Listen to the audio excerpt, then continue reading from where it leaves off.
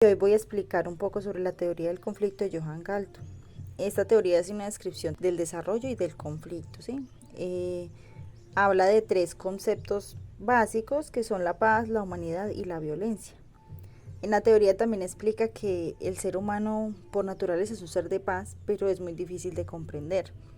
Entonces su teoría abarca unos niveles de existencia de la humanidad, los cuales son la micro, la meso, la macro y la mega. Para lograr entender bien este tema se definen dos conceptos de los cuales habla pues, la teoría, que son el conflicto y la violencia. El conflicto es una crisis permanente en el ser humano, es una relación de poder, y la violencia es el fracaso de la transformación del conflicto. La violencia, hay tres tipos de violencia, las cuales son la directa, la estructural y la cultural. La directa es cuando es la violencia física o de comportamiento, la violencia doméstica, la intimidación.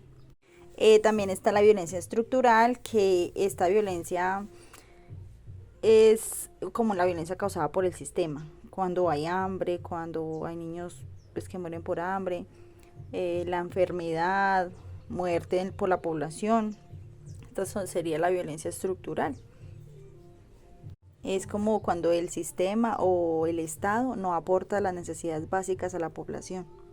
Y ya viene la violencia cultural, que es más bien como la discriminación. Cuando hay violencia por el racismo, las ideologías o, o las desigualdades sexuales. Una definición de paz es el despliegue de la vida que se desarrolla en una situación permanente de desafío. Para Johan Galtung hay dos tipos de paz, la paz negativa y la paz positiva. La paz negativa es la ausencia de conflicto violento. ¿Qué quiere decir eso? Que no es la ausencia de un conflicto violento. ¿Qué quiere decir esto? Cuando el conflicto tiene un inicio y tiene un final, o sea, una fecha de inicio y termina, ¿sí? La paz positiva es cuando no existe ni la violencia directa ni la violencia estructural. No hay agresiones a la humanidad, ni fallas del sistema, digamos de lo de la salud. Para Galtung el concepto de conflicto despliega tres conceptos básicos, los cuales se ubican en forma de triángulo. Uno es el comportamiento.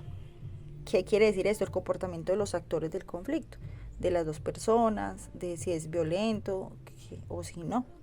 Otro es las actitudes, que eso es más como un estado emocional, lo que piensa la persona, las acciones que hace las personas o los actores del conflicto. Y está el otro concepto, que es la contradicción. Eso es como algo subjetivo, que esta es la razón por la cual se genera el conflicto. Y hay una pregunta muy importante, dice que ¿por qué se genera un conflicto? Bueno, un conflicto se genera cuando hay una divergencia entre los objetivos o intereses de dos o más partes. Y hay dos puntos, que uno es el de disputar, cuando las partes persiguen el mismo objetivo y hay escasez de este. Y hay otro que es el dilema, y es cuando persiguen temas incompatibles. Bueno, luego ya sigue la transformación del conflicto. Hay tres bases que son la reconstrucción, la reconciliación y la resolución para poder resolver este conflicto. Hay unos elementos básicos que caracterizan el método de transformación de un conflicto, los cuales son los siguientes. Superar el conflicto con la finalidad de que todas las partes alcancen sus objetivos. La otra es crear las condiciones para que los aspectos transformativos sean dominantes. La otra es identificar los elementos del triángulo ABC, que es el triángulo antes nombrado. Y la última es relacionar estas dos estructuras con los conceptos de empatía, no violencia y creatividad para lograr la trascendencia y transformación como terapia. Para concluir esta teoría, pues se puede decir que Johan Galtung destaca la importancia de observar no solo la violencia y la destrucción, sino también la posibilidad de justicia y paz. Muchas gracias.